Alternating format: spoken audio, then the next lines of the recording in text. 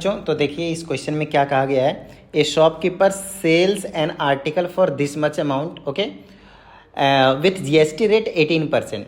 उसके बाद कहा जाता है a customer willing to buy this article ask the shopkeeper to reduce the price of the article so that he pays only this much rupees including GST. If the shopkeeper agrees for this how much reduction will the shopkeeper give. देखिए बड़ा ही interesting question है और इसमें जो concept है, मैंने इस type का क्वेश्चन RS अग्रवाल में तो बिल्कुल नहीं देखा, एक भी क्वेश्चन ऐसा नहीं देखा है मैंने। तो कहीं ना कहीं इसका जो कॉन्सेप्ट है वो बड़ा ही अच्छा है। पता नहीं कौन से बुक से है, किसी स्टूडेंट का डाउट था, उन्होंने सेंड किया हुआ है। बहुत अच्छे तरीके से समझिएगा क्योंकि यहाँ से आपका जो दिमाग है ना वो अच्छे तरीके से प्रॉपर तरीके से काम करने लग जाएगा, क्योंकि क्वेश्चन में एक ट्विस्ट है। क्या ट्विस्ट है, बहुत अच्छे तरीके से समझिएगा। देखिए इसमें कहा जाता है कि शॉपकीपर ना 1770 रुपये का 1770 का MRP रखता है किसी भी एक आर्टिकल का, ठीक है, और साथ में 18% GST तो है ही है, इसमें कोई डाउट वाली बात नहीं है, ठीक है। अब कहा जाता है यहाँ पे ये कि कस्टमर ना खरीदना चाहता है, कोई भी एक कस्टमर आता है शॉपकीपर से खरीदना चाहता है, लेकिन वो कहता है कि आप ना प्राइस को रिड्यूस करो और ऐसे रिड्यूस करो कि मैं आपको GST के साथ 1888 रुपीज़ ही दूंगा, प्लस GST आपको मैं सिर्फ और सिर्फ 1888 रुपीज़ ही दूंगा। बहुत सारे स्टूडेंट को लगता है कि इसमें हम 18% जोड़ देंगे तो ये वाला अमाउंट आ जाएगा, ठीक है। ऐसा बिल्कुल भी नहीं है। इस वाले अमाउंट में से कुछ रिडक्शन किया गया है, उसके बाद उसमें 18% GST लगाया है, उसके बाद आपके पास ये वाली जो चीज़ है तब जाकर ये जो चीज़ है वो आया हुआ है, ठीक है। क्योंकि देखिए अगर आप इसका 18% निकालते हैं, अगर आप 18% निकालते हैं लगभग, तो कितना आ जाएगा लगभग, मैं आपको बता देता हूँ। 18/100 और मल्टीप्लाई में 1770, एक जीरो से एक जीरो कैंसिल हो जाएगा और आप मल्टीप्लाई कर दीजिए 177 और 18 को, आ जाएगा 8 से 56 के 6 बच गए 5, 8 से 56 6, 56 5 61 के 1 बच गए 6, 8 6 14। उसके बाद 177 तो आ ही जाएगा, ये आ जाएगा 6, आ जाएगा 8, 7 4 11, 1 2 1 3, 3186, ये आ जाएगा 3186 और इसको फिर डिवाइड कर देंगे कितने से, आपके पास 10 से, नीचे 10 था ना आपके पास, तो ये आ जाएगा 318.6 आ जाएगा। अब चीज़ों को समझिएगा, 318 रुपये और 17 रुपये, ये तो 2000 भी क्रॉस कर जाएगा भाई, है ना। लेकिन उन्होंने कितना अमाउंट दिया, 1888 रुपये, 1888 रुपीज़ ही दिया है, इंक्लूडिंग GST के साथ। इसका मतलब 100% 18, इस वाले अमाउंट पे तो देखो 18% बिल्कुल भी नहीं है ना। तो बात आती है कौन सा अमाउंट है। GST 18% में कोई छूट नहीं, ध्यान रहे, छूट किस में दिया हुआ है आपके पास, है ना, डिस्काउंट किस में गिवन है, रिडक्शन किस में किया गया है, इनका जो MRP प्राइस था आपके पास शॉपकीपर का, उस पर रिडक्शन किया गया है। तो कितने का रिडक्शन किया गया है वही चीज़ आपको पता करना है, ठीक है। देखिए मैं आपको एक सिंपल सी चीज़ बताता हूँ कि अगर आप ये जो 1888 अमाउंट को जो आप देख रहे हैं वो कैसे आया होगा, पता है, कुछ ना कुछ अमाउंट का, लेट से X अमाउंट का पड़ा होगा उनको, और उसमें उन्होंने 18% GST जरूर दिया होगा। 18/100 ऑफ X, मतलब 18/100 इंटू में X, 18% GST ऑफ X, तब जाकर ये जो चीज़ है 1888 के इक्वल आया होगा। बोलिए हाँ या नहीं, समझाता हूँ। मान लीजिए आपको कोई भी चीज़ 1000 रुपये का पड़ा, ठीक है, तो उसमें आप 18% GST दे रहे हैं, किसका, 1000 रुपये का ही, तो 180 रुपये GST दे रहे हैं, तो ओवरऑल आपके पास 1180 रुपये देना पड़ेगा, ठीक है। तो इन्होंने क्योंकि टोटल अमाउंट जो 1888 रुपये पे किया है, 1888 रुपीज़ जो आपके पास पे किया है, और साथ में उन्होंने 18% में कोई छूट नहीं है, GST में कोई छूट नहीं है, कोई डिस्काउंट नहीं है, GST में 18% का देना ही पड़ेगा। तो ये जो X है वो क्या है, इसको इंडिकेट कर रहा है कि कितने का पड़ा होगा। ये 1770 का नहीं पड़ा है, कितने का पड़ा है वही हम एक बार पता कर लेंगे तो रिडक्शन में इजीली पता चल जाएगा, सब्ट्रैक्ट करके 1770 में से, ठीक है, 1770 में से।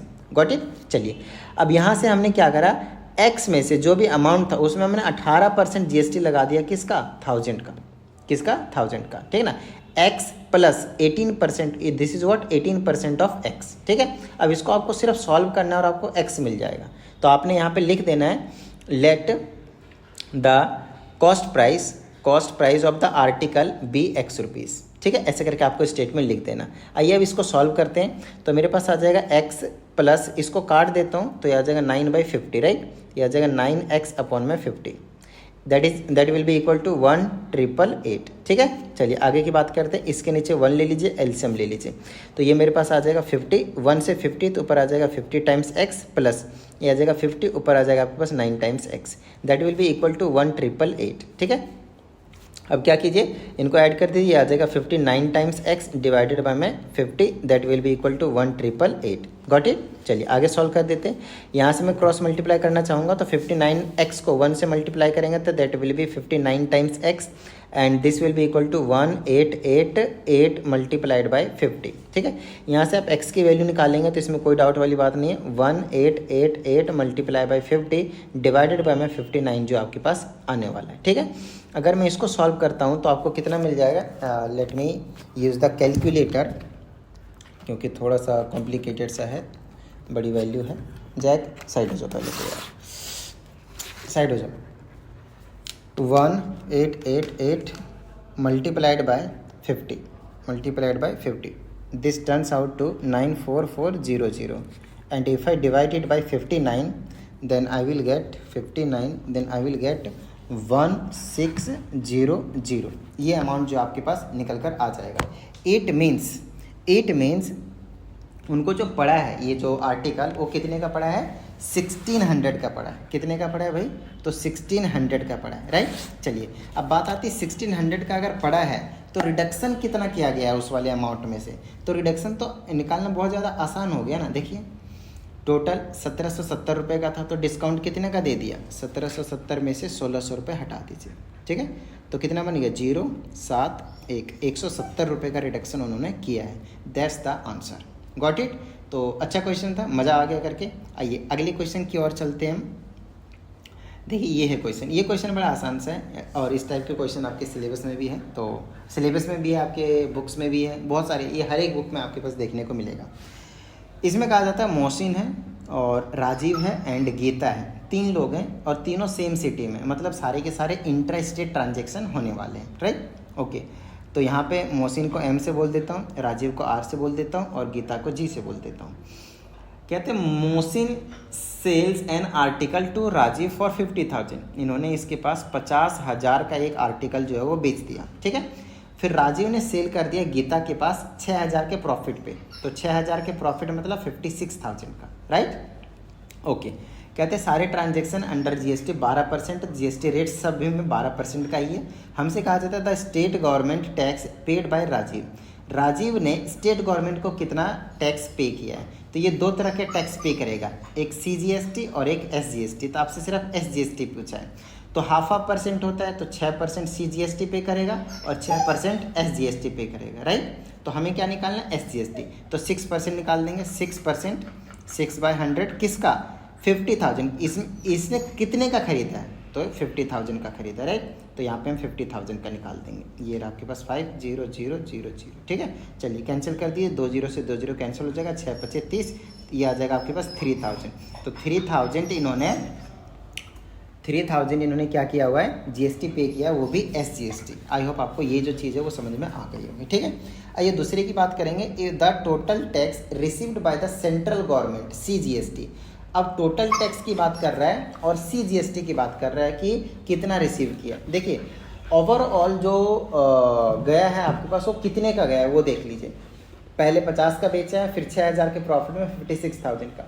तो आप CGST 2 तरीके से निकाल सकते हैं। एक तो आप 6% निकाल, क्योंकि CGST और SGST 6% होते हैं, तो 6% निकाल दीजिए 50,000 का, और फिर यहाँ से निकाल दीजिए, ये क्या हो रहा है, और फिर यहाँ से निकाल दीजिए, आप यहाँ से निकाल दीजिए CGST 6,000 का, क्योंकि यहाँ पे 50,000 को ऑलरेडी पे हो चुका है, तो यहाँ पे सिर्फ 6,000 का मिलेगा। या फिर दूसरा तरीका है, डायरेक्टली आप 6% निकाल दें, 6/100 किसका, 56,000 का, राइट। ये आपके पास डायरेक्टली CGST जो निकल कर आ जाएगा, जो गवर्नमेंट के पास जाएगा। ठीक है, टोटल अमाउंट पे और कुछ नहीं। 0 से 0 कैंसिल, मल्टीप्लाई कर देंगे, 6 × 36 के 6 बच गए 3, 5 × 3 3 33, और ये आ जाएगा आपके पास 0, 3,360 रुपये, खत्म बात। ठीक है, कहीं ना कहीं अगर आप देखें SGST CGST सेम ही जाता है, तो SGST इतना गया तो CGST तो इस पर इतना ही जाएगा, बाकी 6,000 पे 360 रुपये बनते, बात खत्म। ठीक है, next, how much does Geeta pay for the article. अब गीता को कितने का पड़ा है 56,000 का, और 12% जीएसटी और देना पड़ेगा उनको, तो 56,000 तो भैया फिक्स है ही है, इसमें कोई डाउट वाली बात नहीं है। प्लस में 12%, 12/100, 12% ऑफ 56,000, ठीक है। चलिए, तो ये आ गया 56,000, प्लस में 0 से 0 कैंसिल कर दीजिए, 12 से 56 को मल्टीप्लाई कर लेंगे हम। 56 दूनी 100, 6 दूनी 12 के 2 बच गए, 1 5 दूनी 10 के 11, 112, और ये आ जाएगा 56, ये आ गया 2 7 6 672, 672, और ये 0 था, 0 भी लगा लेंगे। इनको ऐड कर देंगे तो कितना हो जाएगा 56 6 62, 62,720। इतना अमाउंट गीता को पे करना पड़ेगा फॉर दैट पर्टिकुलर आर्टिकल।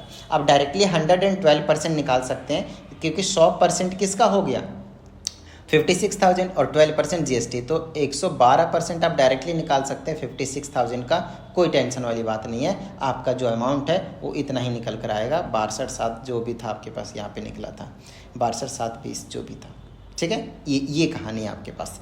तो यही 2 क्वेश्चन थे आपके पास रिलेटेड टू जीएसटी, और बड़े इंपॉर्टेंट क्वेश्चन है, तो आई होप आप लोगों को समझ में आया होगा। और अगर ऐसा है तो यार फटाफट वीडियो को लाइक कर दीजिए, साथ ही अगर आप इस चैनल पे एक नए स्टूडेंट हैं तो चैनल को सब्सक्राइब करके बेल आइकन को जरूर प्रेस कर लीजिएगा। और एक इंपॉर्टेंट बात क्या है वो चीज़ समझ लीजिए एक बार फटाफट। आप लोगों के जो भी डाउट होते हैं आपको क्या करना है 7428525669 इस व्हाट्सएप नंबर पे सेंड कर देना है, और आप लोगों के डाउट का जो इसी तरह से वीडियो सॉल्यूशन मिल जाएगा।